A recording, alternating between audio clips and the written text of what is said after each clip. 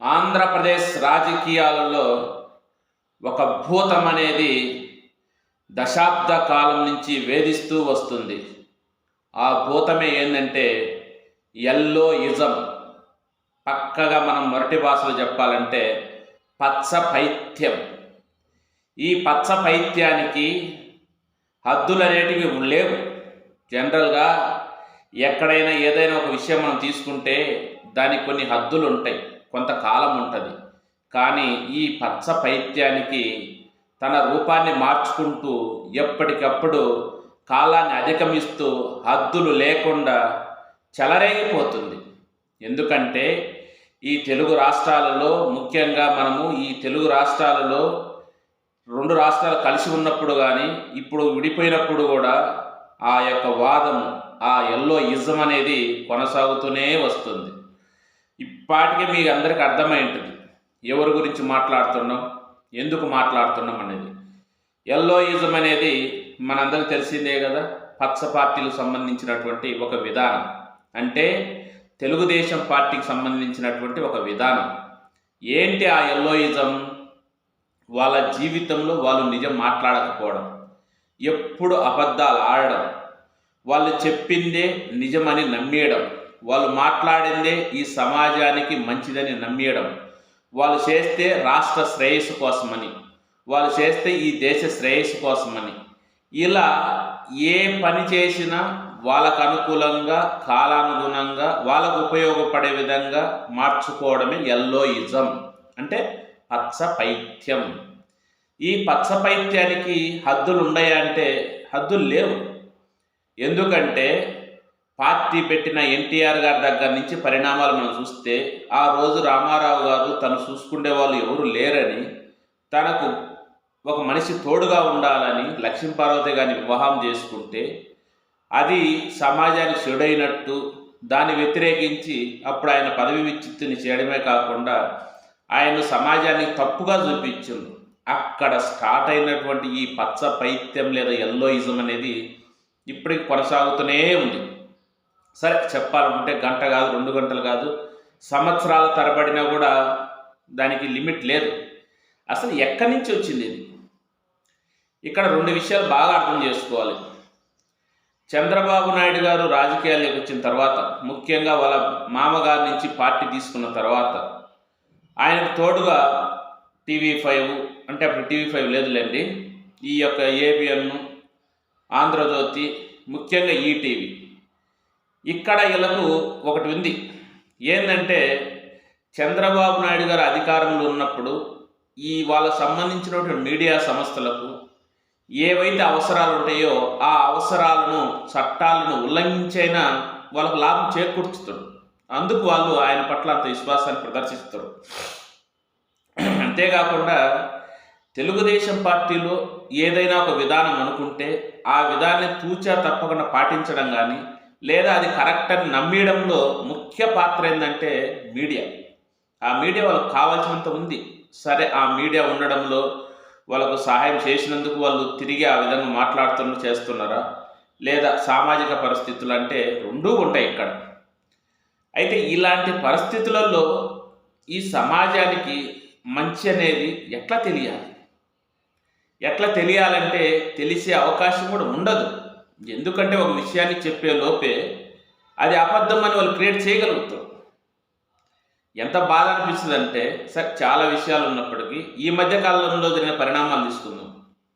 ఒకడు అంటాడు, తెలుగుదేశానికి సంబంధించినటువంటి ఒక యూట్యూబ్లో ఉండేటువంటి ఒక జర్నలిస్టు వాలంటీర్లకు జగన్మోహన్ రెడ్డి అన్యాయం చేసినంట. వాలంటీర్లకు జగన్మోహన్ రెడ్డి అన్యాయం చేసినంట. అసలు ఈ ఆంధ్రప్రదేశ్లో వాలంటీర్ వ్యవస్థ అనేది జగన్మోహన్ రెడ్డి గారు తెస్తే ఆ వాలంటీర్లకు జగన్మోహన్ రెడ్డి అన్యాయం చేసిందంట. ఏ విధంగా అన్యాయం చేసిందంట? ఎలక్షన్స్ ముందు వాళ్ళని పక్కన పెట్టేసిందంట. ఎలక్షన్స్ ముందు జగన్మోహన్ రెడ్డి పక్కన పెట్టిండ. మీ కుట్రలు కుతంత్రాల్లో భాగంగా నిమ్మగడ్డ రమేష్ అనే ఒక వ్యక్తి కోర్టును ఆశ్రయిస్తే వాళ్ళు ఏదో వైసీపీకి ఫేవర్ చేస్తారు ఎన్నికల్లో అంటే, కోర్టు కొన్ని రోజుల పాటు ఎలక్షన్స్ అయిపోయేంత వరకు వాళ్ళను విధులకు దూరంగా ఉండమని ఆదేశించింది. అది కదా జరిగింది.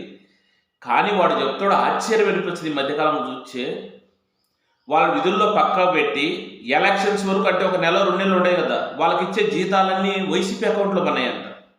అంటే వాళ్ళకి రావాల్సినటువంటి జీతాలన్నీ వైసీపీ అధినాయకులు తీసుకున్నారంట.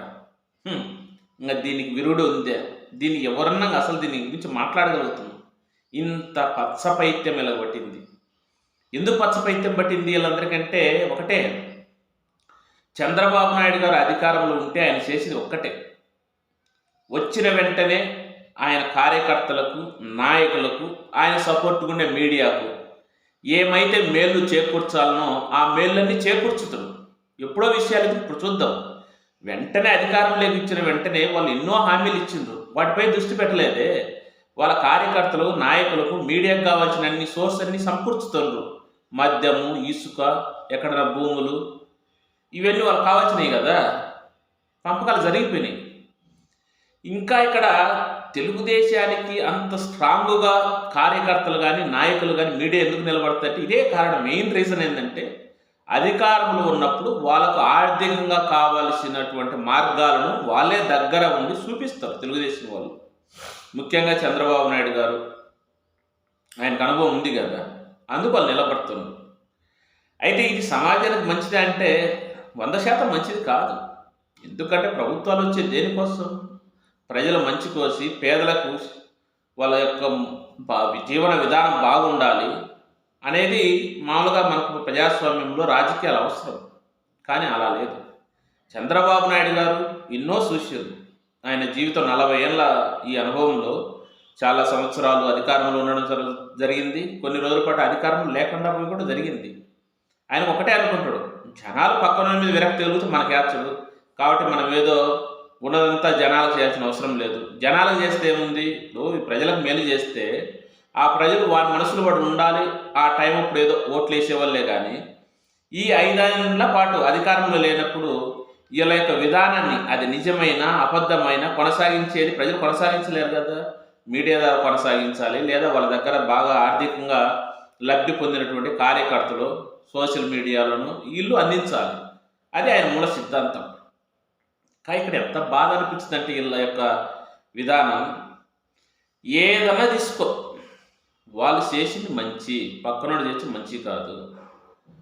అదిగాక ఎంత విష ప్రచారం ఉంటుందంటే వాళ్ళ మీడియాలో కానీ, వాళ్ళ పేపర్లో కానీ, వాళ్ళు సపోర్ట్ చేస్తున్నటువంటి యూట్యూబ్ ఛానల్స్లో కానీ, ఇంకా రకరకాల మాధ్యమాలలో ఒక విషయం ఈ ప్రపంచంలో కానీ, ఈ భారతదేశంలో కానీ, ప్రక్క రాష్ట్రాల్లో కానీ మంచి జరిగితే అది వాళ్ళకు అనుకూలంగా మార్చుకుంటారు.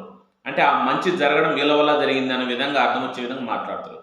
ఏదైనా చెడు జరిగింది అనుకోండి, అది మొత్తం పక్కన ఉన్నట్టు వైఎస్ఆర్ కాంగ్రెస్ పార్టీ మీద జగన్మోహన్ రెడ్డి చేసినట్టుగా ఫీలింగ్ కలిగిస్తారు. ఈ మధ్యకాలంలో బాగా బాధపడే విషయం ఏంటంటే, అప్పుడు ఎప్పుడో విజయమ్మ గారికి ఏదో చిన్న బండి పోతున్నటువంటి వెహికల్కు యాక్సిడెంట్ అయితే దాన్ని ఇప్పుడు తెచ్చి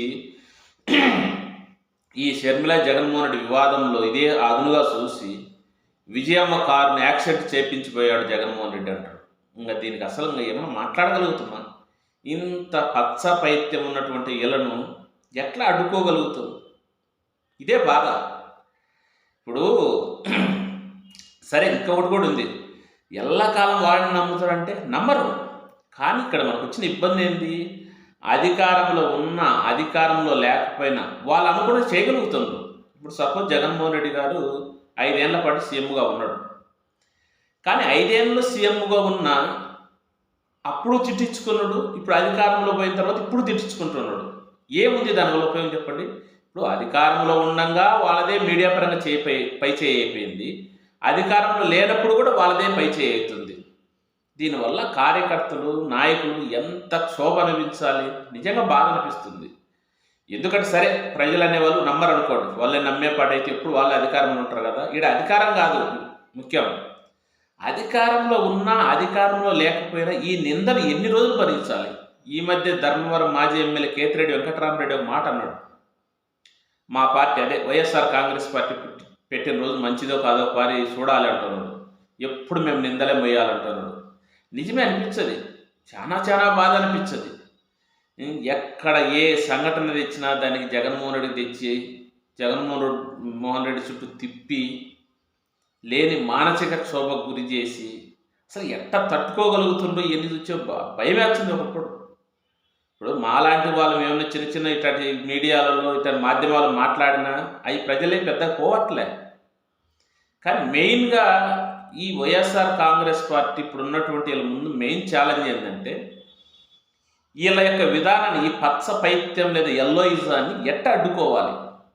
ఇది రోజు రోజుకు ఎక్కువైతుందే గానీ తక్కువ కావట్లం లేదు. ఇప్పుడు చంద్రబాబు నాయుడు గారు సరే ఆయన వయసు రీత్యా కొన్ని రోజుల పాటు ఇంక రాజకీయాలు ఉండొచ్చు. కానీ ఆయనతో ఆగిపోతుంది ఏదంటే లేదు. అంతకంటే ఎక్కువ కాబోతుంది లోకేష్ రూపంలో. మనం చూస్తున్నాం కదా! చంద్రబాబు నాయుడు గారు ఒక రకంగా మేలనుకోవచ్చు. లోకేష్ గారు ఇంత చిన్న వయసులో ఇన్ని రకాల అబద్ధాలు, ఇన్ని రకాల కుట్రలు. జనరల్‌గా వయసు చిన్నవాడు ఏమనుకుంటాడు? మన వయసు ఉంది అబ్బా! సరే ఆ వయసు రీత్యానే కొన్ని అబద్ధాలు ఆడడానికి ఇబ్బంది పడతారు. ఈ మధ్య ఎలక్షన్స్‌కి ముందు 60,000 డీఎస్సీ ఉద్యోగాలు ఉన్నాయని చెప్పి కేవలం 17,000 నోటిఫికేషన్ కూడా కాదు. ఉత్త షెడ్యూల్ ఇచ్చి మొన్న ఏమంటున్నాడు? మేము డీఎస్సీ పోస్టులు ఇచ్చేసినాం. అంటే వాళ్ళందరూ జాబ్‌లో జాయిన్ అయిపోయి జీతాలు తీసుకుంటున్నారు. అట్లా నమ్మిస్తుంటే ఏం చేయాలి? చేయనటువంటి పనిని కూడా చేసినట్టుగా వాళ్ళు చెప్పుకొని దాన్ని నమ్ముతున్నారు కూడా కొంత జనాలు. ఎట్ట నమ్ముతుండ్రంటే చంద్రబాబు నాయుడు గారు కరోనా టైంలో ఏం తమ్ముళ్ళు మనం ఉంటే కరోనా వచ్చేది అంటే కొంతమంది రాదు రాదు అంటే చంద్రబాబు నాయుడు గారు ఉంటే కరోనా రాదు అట్లా నమ్మించుండ్రు. ఇంకా అసలు దీన్ని ఏం మాట్లాడాలి? మళ్ళీ కరోనాకి వ్యాక్సిన్ మనమే కనుక్కున్నామంటాడు. కరోనాకి వ్యాక్సిన్ చంద్రబాబు నాయుడు గారు కనుక్కున్నారంట. ఏం మంచి జరిగినా వాళ్ళ వల్ల జరిగినట్టు, ఏం చెడు జరిగినా జగన్మోహన్ రెడ్డి వల్ల జరిగినట్టు. ఇక్కడ క్లియర్గా మనకు రెండే విషయాలు అర్థమైనాయి. వైఎస్ఆర్ కాంగ్రెస్ పార్టీ సరే అధికారం అనేది ప్రజలు ఇచ్చారనుకోండి, అది విషయం కాదు. ఏం ఉపయోగం ఉంది అధికారం వల్ల? ఇప్పుడు మొన్న షర్మిల ఒక మాట అన్నది. సరే ఆమె రాజకీయంగా మనం విభేదించినా ఒకటైతే చాలా వాల్యూడ్ పాయింట్అవుట్ చేయడం జరిగింది. ఈరోజు జగన్మోహన్ రెడ్డి గారు ఇన్ని కేసులు పెడుతున్నారని ఇంత బాధపడుతున్నారే, అదే నా మీద అంటే షర్మిల మీద బాలకృష్ణ గారు పెట్టిన పోస్టింగ్లు ఆ విషయంలో కేసు పెట్టి జగన్మోహన్ రెడ్డి గారు అధికారంలో ఉండంగా వాళ్ళందరినీ జైలు పంపించింటే ఈ పరిస్థితి ఉండేదే. అదైతే నిజమే. ఇప్పుడు జగన్మోహన్ రెడ్డి గారు సీఎంగా ఉండే ప్రతిపక్షంలో ఆ రోజు ఉన్నటువంటి చంద్రబాబు నాయుడు కానీ, పవన్ కళ్యాణ్ కానీ, లోకేష్ కానీ, వాళ్ళ కార్యకర్తలు కానీ, నాయకులు కానీ సైకో అని, వాడని, ఈడని, ఆర్థిక ఉగ్రవాదని, ఇంకా అసెంబ్లీలో అయితే ఆ రామానాయుడు చెప్పకూడదు అనే మాట కూడా అన్నాడు. మరి అప్పుడు అధికారం ఉన్నప్పుడు మీరు ఎందుకు పట్టించుకోలేదు ఈ విషయాలు? అదే అధికారంలో ఉన్నప్పుడు వాళ్ళ మీద చర్యలు తీసుకొని వాళ్ళందరినీ జైల్లోకి బంధించింటే ఈరోజు ఈ పరిస్థితి వచ్చేది కదా కదా. అదే అనేది అధికారంలో ఉన్నప్పుడేమో మనమేమో కరెక్ట్గా పాలన చేయాలి, ప్రజలకు మంచి చేయాలి అనే ఆలోచన జగన్మోహన్ రెడ్డి గారు. అదే రాజకీయాలు కావాల్సింది కూడా. ఒకసారి ఏమనిపిస్తుంది అంటే సరే ఈ కక్షల కార్పణ్యాలు ఇవన్నీ కామన్, జగన్మోహన్ రెడ్డి విధానమే కరెక్ట్ అయిన విధానం ఈ రాజకీయాలు అనిపించదు. ఎందుకంటే ఎందుకు రాజకీయాలు ఉండేది? ప్రజల మేలు కోసం, ముఖ్యంగా పేదల మేలు కోసమే కదా. జగన్మోహన్ రెడ్డి గారు అధికారంలో ఉన్నప్పుడు కార్యకర్తలకు ఎవరికి కూడా ఆర్థికంగా తోడ్పాటు ఇవ్వలేదు వాస్తవం చెప్పాలంటే వ్యక్తిగతంగా. అదేవిధంగా నాయకులు కూడా ఈ పెద్ద కాంట్రాక్టులు చేసుకుని బాగుపడింది కూడా ఎవరు లేదు. కేవలం ఆయన చెప్పిన మాట కోసం ప్రజలను ఆలోచన ప్రజలకు మంచి చేసిండు. సరే ఓడిపోయి ఉండొచ్చు, కొంతమంది ఓట్లు వేసిండ్రు, అదంతా రొటీన్గా జరిగే ప్రాసెస్సే. కానీ ఈ తెలుగుదేశంలో ఉన్నటువంటి ఈ పచ్చ పైత్యాన్ని మీరు ఎట్లా అడ్డుకోగలుగుతారు? ముఖ్యంగా జగన్మోహన్ రెడ్డి గారు కానీ, వైసీపీ వాళ్ళు కానీ. ఇప్పుడు తెలుగుదేశం కోసము ప్రాణాలు ఇచ్చేవాళ్ళు కూడా ఉన్నారు. ఎందుకు ఇచ్చిన ప్రాణాలు? వాళ్ళకు అధికారంలో ఉన్నప్పుడు వాళ్ళకు ఆర్థికంగా అంత బాస్టగా నిలుచుంది పార్టీ. అది అక్రమమా సక్రమం అంటే మనం ఏం చెప్పగలుగుతాం చెప్పండి? ఎవరు చూస్తుండ్రు అవన్నీ? ఇప్పుడు రాజకీయాలు ప్రజల మేలు కోరి సమాజానికి ఉపయోగపడే విధంగా ఉండాలని అందరికీ తెలుసు. కానీ ఆ విధంగా ఎవరు ఆలోచించరు? ఈ మధ్య ఈ 5 నెలల కాలంలోనే వాళ్ళు ఇసుక కానీ, మద్యం కానీ, నిన్నటికి నిన్న రాయల్ థర్మల్ పవర్ ప్లాంట్ దగ్గర బూడిద కోసం బాటంగా కొట్లాడుకుంటుంది. అదే వైసీపీలు ఎవరో నా పని చేసి ఉంటే ఎంత గందరగోళం చేసేవాళ్ళు. అది స్కామ్ అని, అది అని, ఇది అని. ఇక్కడ ఓటు కూడా గమ్మత్తుంది. చంద్రబాబు నాయుడు గారు అధికారంలో లేనప్పుడు ఆయన కాముగా ఉన్నా ఆయనకు సంబంధించిన మీడియా కాముగా ఉండదు. ఆయన అనుమతి ఉందో లేదో తెలియదు, ఆయనకు అవసరం ఉందో లేదో తెలియదు. కానీ వాళ్ళే కథలుగా అల్లడం, ఆయనకు లాభం చేకూర్చడం. ఇంకా ఎంత ఒక పది చిల్లీగా అనిపించింది, ఎంత బాధ అనిపించింది అంటే చంద్రబాబు నాయుడు గారు అరెస్ట్ అయ్యి సరే ఆరోగ్యరీత్యా కారణాలతో బెయిల్ తెచ్చుకొని బయటకు వస్తుంటే జనరల్గా ఆయన ప్రతిపక్ష నాయకుడు కాబట్టి ఆయనకు కాన్వాయ్ ఉంటుంది. ఆ కాన్వాయ్లో జనరల్గా ఒక 5, 6, 10 కార్లు వరుసగా వస్తాయి. అప్పుడు ఆ ఏబిఎన్ నోడు ఏ మ్యాచ్డు లైవ్ చూపించా, ఆ కార్ల శబ్దం నుంచి వచ్చే సౌండ్ చూసి వైసీపీ వాళ్ళ గుండెల్లో రైళ్లు పోతాయంట. ఇంత పచ్చపైత్యం పెట్టుకుంటే మనం ఏం మాట్లాడగలుగుతాం? ఏముంది, రూల్స్ ప్రకారం బెయిల్ వచ్చింది, బయటకు వచ్చిండు. ఆ సౌండ్ చూసి వైసీపీ కార్యకర్తల గుండెల్లో రైళ్లు ఎందుకు పోతాయి? అంటే ఇంత నాటుకపోయింది వాళ్ళని ఏ విధంగా ఢీ కొట్టగలగాలి? ఓడడానికి గెలవడంగా గొప్ప కాదు కదా. ఏం ఉపయోగం ఉంది సీఎంగా ఉండి సైకో అనిపించుకొని, రకరకాల తిట్లు తినిపించుకొని, రకరకాల నిందలు వేయించుకొని, అధికారంలో ఉన్నా లేకపోయినా అదే తంతు కొనసాగుతుంటే ఏం ఉపయోగం ఈ రాజకీయాల్లో? వాళ్ళు చెప్పిందే నమ్మే పరిస్థితి వచ్చినప్పుడు ఇటువైపు మీరు ఏ విధంగా అడ్డుకోగలుగుతారు? ఒకటే మార్గం, మీరు ఒక 5, 6 మీడియాలు పెట్టండి, తప్పదు. సోషల్ మీడియాను స్ట్రాంగ్ చేసుకోండి. సరే, సోషల్ మీడియాను ఒక పక్క నుంచి వాళ్ళు దాన్ని కొలాప్స్ చేయాలని ప్రయత్నం చేస్తున్నా, అది పూర్తిగా వాళ్ళ సాధ్యం కాదు. ఎందుకంటే చట్టాలు ఉన్నాయి. మనమే వాళ్ళని తిట్టడంలే, అంశాల వారీగా, సబ్జెక్టుల వారీగా, విషయం పైన మాట్లాడుతున్నాం. వచ్చిన ఇబ్బంది ఏం లేదు. ఒకరిద్దరు తొందరపడి మాట్లాడినా మిగతా వాళ్ళు చాలామంది సబ్జెక్టుకే కన్ఫైన్ మాట్లాడతారు. కాబట్టి వీళ్ళను కూడా, కార్యకర్తలను కూడా ఏదైనా మీకు సంబంధించి మీకు చేతైన తోడ్పాటు అందించండి, తప్పదు. ఇప్పుడు రాజకీయాల్లో ఎట్లుందంటే ఈ కాలంలో నాకు నువ్వేమైనా చేర్చవా, నీకు నేనేమైనా చేయగలుగుతానే పరిస్థితికి వచ్చేసింది. అట్లే కదా తెలుగుదేశం లాభపడేది. ఇంకా ఇక్కడ ఆశ్చర్యం చెప్పుకుంటావా? తెలుగుదేశం భావజాలం ఉంటే సుప్రీంకోర్టు ప్రధాన న్యాయమూర్తులుగా పనిచేసిన, ఉపరాష్ట్రపతులుగా పనిచేసిన, లేదా రాష్ట్రంలో పెద్ద పెద్ద పోస్టులలో పనిచేసినా కూడా చంద్రబాబు నాయుడు గారికి మేలు చేకూరుస్తారు. ఇంకా ఈ యొక్క ఎల్లోయిజం లేదా పచ్చవాదం అనేది ఎట్లుంటుందంటే, పచ్చపైత్యం, నువ్వు ఎక్కడన్నా ఉండు, నువ్వు ఏ రాష్ట్రంలో ఉండు, నువ్వు ఏ హోదాలో ఉండు, ఫైనల్గా చంద్రబాబు నాయుడు గారికి మేలు చేకూర్చాలి, తెలుగుదేశం పార్టీకి మేలు చేకూర్చాలి. జనరల్గా వేరే పార్టీలు ఎట్లుంటారు, ఉంటే మా పార్టీలో ఉండరు బాబు, లేదంటే వెళ్ళిపో అంటారు. చంద్రబాబు నాయుడు గారికి అది అవసరం లేదు. ఆయనకు సమయానుకూలంగా వేరే పార్టీలకు ఆయన పంపించాడు, అవసరమైనప్పుడు దగ్గరికి పిలిపించుంటాడు. ఇది పచ్చవాదం. దీనికి అంతం ముందే చూద్దాం, ముందు ఎట్లా ఉంటుంది.